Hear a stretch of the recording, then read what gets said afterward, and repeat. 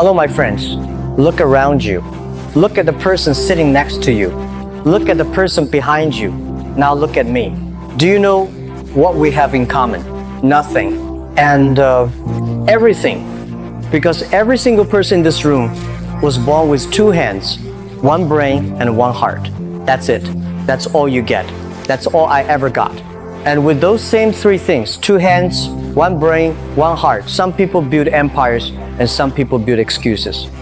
Tonight, I'm gonna tell you my story. Not because I want you to admire me, but because I want you to look at me and say, if this small man from China who failed at everything could do it, then I have absolutely no excuse. Are you ready? Then let's begin. I was born in a small city called Hangzhou. My family was poor. Not sometimes struggling poor. I mean real poor. The kind of poor where you eat the same rice for breakfast, lunch, and dinner. The kind of a poor where new clothes come once a year if you're lucky. I was not a smart child. I want you to hear that clearly. I was not smart. I failed my primary school exams twice. I failed my middle school exams 3 times. And when I took my university entrance exam, the first time I scored 1 point in mathematics. 1 out of 120. 1 point, my friends. My teachers laughed at me. My relatives whispered about me. Some of them told my mother, "This boy will never amount to anything. Save your energy. Focus on your other children." Can you imagine hearing that as a child? Can you imagine growing up with everyone around you already deciding you were a failure? But here is the first lesson I want to give you tonight. The world will always try to define you before you get the chance to define yourself. Do not let them. I took that math exam again. I failed again. I took it a 3rd time. And finally, I passed. Barely. I got into a small teachers' college. One that most people had never heard of. It was not Harvard. It was not Beijing University. It was the college that accepted students nobody else wanted. But you know what? I walked into that college with my head held high because I had learned something that most people never learn. It doesn't matter where you start. It matters where you refuse to stop. After college, I needed a job, any job. I applied to 30 different companies, 30, and every single one of them rejected me. When the police force in my city was hiring, 5 of my friends applied with me. They took 4 of them. They rejected me. The officer looked at me and said, "You're no good. You're no good." Those 3 words stayed with me for years. Then KFC came to China. It was the first time KFC had ever opened in my city. It was a big event. 24 people applied for jobs, 23 were hired. Guess who was the one person they didn't want? Yes, me. I couldn't even flip chicken for a living. I want you to sit with that for a moment. Because I know some of you in this audience tonight are feeling rejected. Maybe you didn't get the job. Maybe you didn't get into the school. Maybe the person you loved said no. Maybe your business failed. Maybe your family thinks you're wasting your life. I have been there. I have been rejected more times than most people even try. But here's what I learned. Every rejection is the universe protecting you from something small so it can give you something big. If KFC had hired me, do you think Alibaba would exist today? Do you think 800 million people would be shopping online in China right now? Do you think small businesses in villages would be selling their products to the world? No. I would be a KFC manager. And I would probably be a very good one. But the universe had bigger plans for me. And it had to break me first so it could build me into what I was meant to become. The same is true for you tonight. Your rejections are not your ending. They are your redirection. I want to tell you about the moment my entire life changed. It was 1995. I was 30 years old. I was a teacher, earning about $12 a month. $12. That was my entire salary. A friend invited me to visit America for the first time. I was so excited. I had never left China. I had never been on a plane. While I was in America, someone showed me something called the internet. It was a strange, slow machine that connected computers around the world. The person said to me, search for anything you want, anything in the world. I typed one word, beer. The screen showed me beer from America, beer from Germany, beer from Japan, but not one single result from China, not one. I typed China. Almost nothing came back. And in that moment, in that tiny office in America, I had a vision. I saw a future where Chinese people, Chinese products, Chinese businesses could reach the entire world. I saw farmers in villages selling their tea to customers in Paris. I saw small factories in Shanghai shipping to customers in New York. I saw China that was no longer invisible. I ran back to my hotel. My hands were shaking. I couldn't sleep that night. I had found my purpose. And this is the second big lesson I want to give you. Most people go through life waiting for opportunity to knock.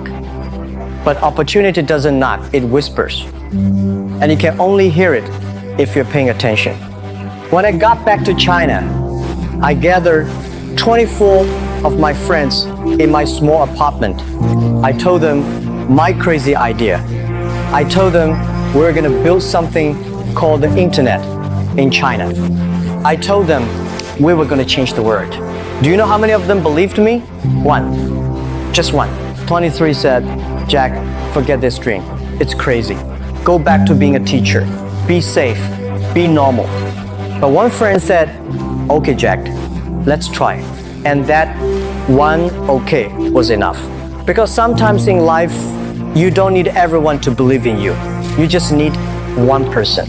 And most importantly, you need yourself to believe. My first two internet companies failed. Completely failed. I lost money. I lost time. I lost face, which in China is worse than losing money. But in 1999, I tried one more time. I gathered 17 friends in my apartment in Hangzhou. Not investors, not billionaires, not experts, just 17 ordinary people. Teachers, students, my wife, my colleagues. I stood in front of them and I said, I want to build a company that will change how business is done in the world. I want to build a company that will last for 102 years. I want to build a company that will help millions of small businesses. And I want to compete with the biggest companies in America from right here in China. They stared at me. My apartment was tiny. We had no money, we had no technology, we had no experience. But I told them, if we work harder than everyone else, if we dream bigger than everyone else, if we refuse to give up when everyone else quits, we will win. I asked them to invest their own money. Together, we collected $60,000. That was it. That was all we had to change the world. We called our company Alibaba. Why Alibaba? Because it's a name that everyone in the world knows. In every culture, from Alibaba and the 40 Thieves, a simple story about a poor man who says the magic words and unlocks a treasure cave. That's what I wanted our company to be. The magic words for small businesses. Open sesame, and suddenly the whole world is your customer. Here's the third big lesson tonight. You don't need money to start. You don't need experience. You don't need connections.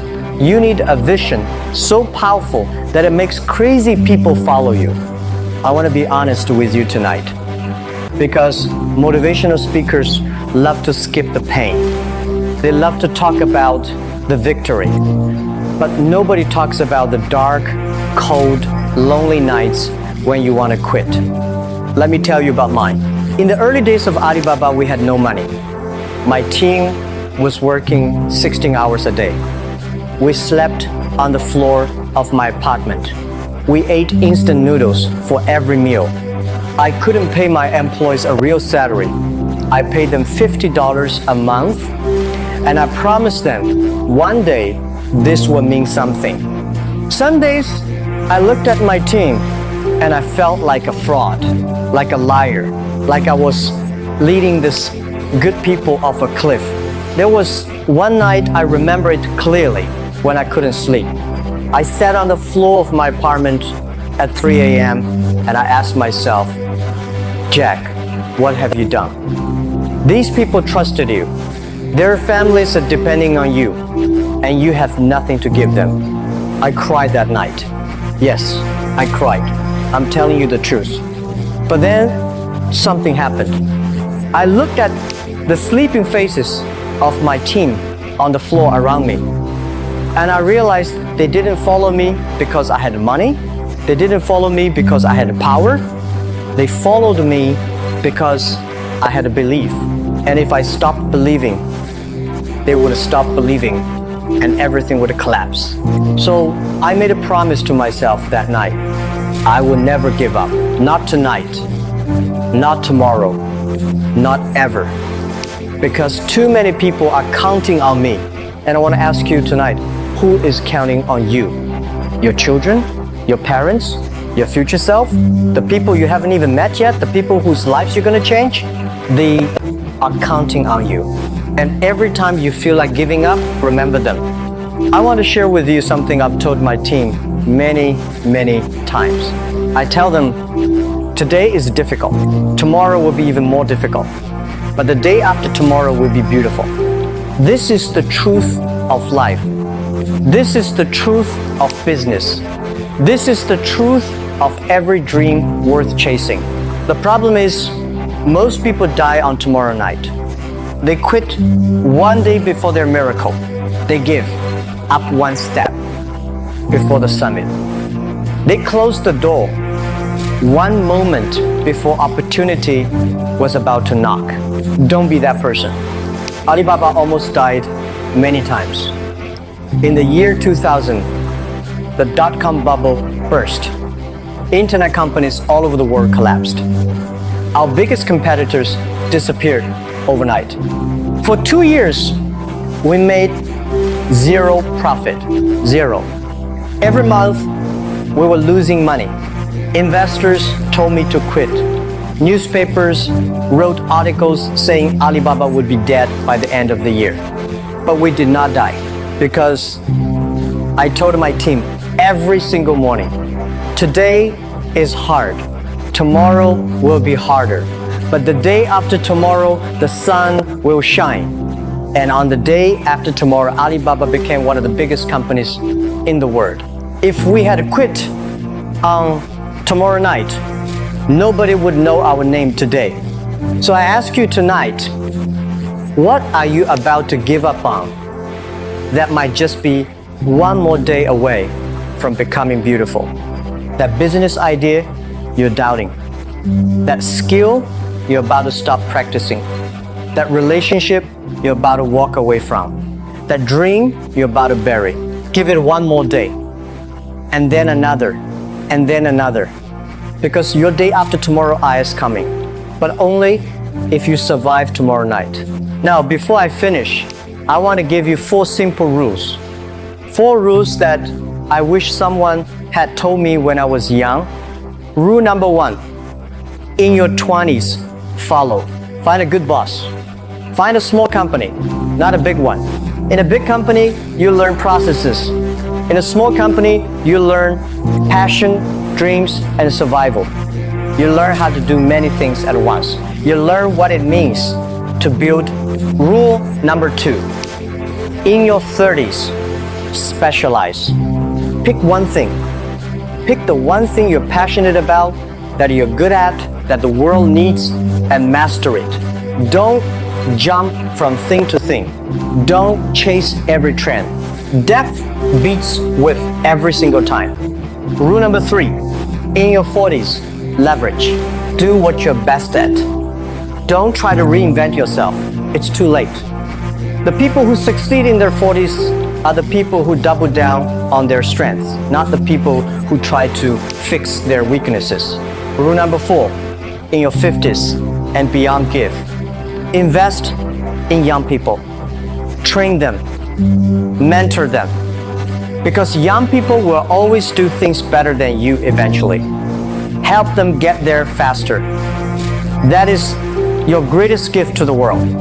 Wherever you are in life tonight, in your 20s, 30s, 40s, or beyond, I want you to think about which rule applies to you right now, and then follow it.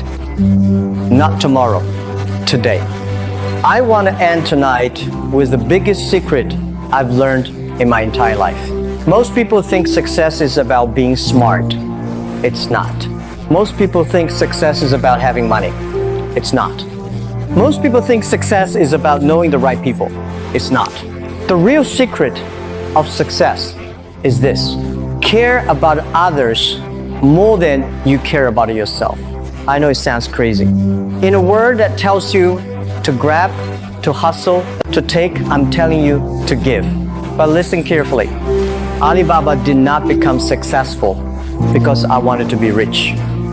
Alibaba became successful because we cared about small businesses. We cared about the farmer in the village.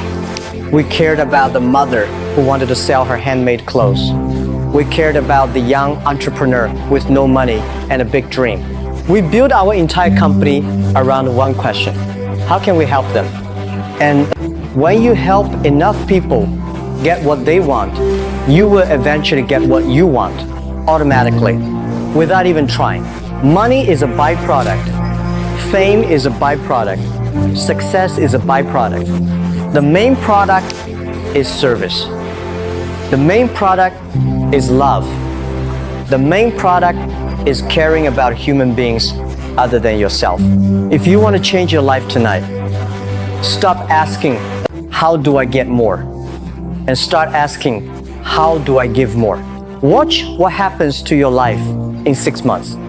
I promise you, it will be unrecognizable. Before I leave this stage, I want to speak to one person. I don't know who you are. I don't know your name. I don't know your face, but I know you're watching this right now. You're the one who feels like a failure. You're the one whose family thinks you're wasting your life. You're the one whose friends have all moved ahead while you're still stuck. You're the one who has tried and failed, tried and failed, tried and failed. You're the one who's thinking about giving up tonight. I want you to hear me clearly. I was you. I was rejected 30 times. I was called stupid by my teachers. I was laughed at by my relatives. I was poor. I was small. I was nobody. But look at me now. Not because I'm special. Not because I'm smart. Not because I got lucky. Because I refused to quit. And if I did it, I promise you, in front of everyone in this room, you can do it too. Your story is not over. Your story is just beginning. The best chapters of your life have not been written yet, but you have to pick up the pen. Nobody's coming to save you. No angel is coming to fix your life. No miracle is coming to change your circumstances. The miracle is you. The angel is you. The Savior of your life is looking at you in the mirror every single morning. So stop waiting. Stop hoping. Stop making excuses. Get up. Move forward. Fight for your dreams. Because the world needs what you have to offer. The world is waiting for what you have to offer. Don't die with your music still inside you. My friends, I have shared my heart with you. Take these words, take these lessons, take this fire, and go build something beautiful with your life. Never give up. Never surrender. Never let the world convince you that you're too small, too poor, too old, too broken, too late. You are exactly where you need to be, and your greatest days are ahead of you. I believe in you. Now go believe in yourself. Thank you.